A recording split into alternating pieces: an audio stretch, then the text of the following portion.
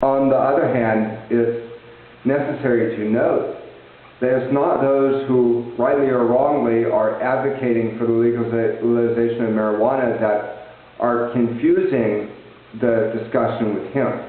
That's actually something that the government has done. Because when they brought in the prohibition of hemp, they used as their reasoning the fact that certain people were getting stoned on a plant that was related to it. And there's no good way to answer this, because there's no THC in hemp. It's so minimal, so the psychoactive content. That's why most of the medicines in the U.S. before 1930 were made with hemp.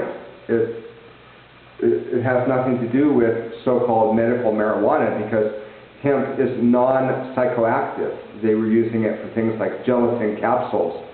And then history was rewritten as soldiers would go into the university libraries and the medical centers and confiscate all the studies that had been done with hemp, and all the studies that had been done about hemp as a medicine. They use it in medicine because it's very flexible. It can be made into a lot of different materials, and it binds well with other things.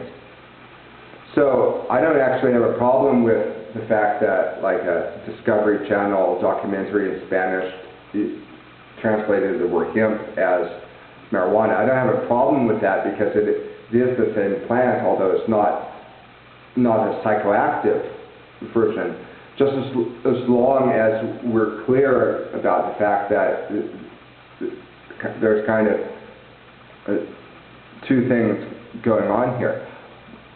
But it's not those that advocate for the legalization of marijuana that are confusing hemp or using that as an argument for the legalization, because it was those who prohibited it in the first place that were using hemp as an argument to legalize both of them, or prohibit both of them.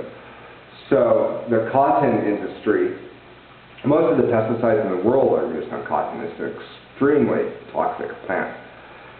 And it's not the softest material in the world. Hemp is. But the cotton industry put enormous pressure on Congress to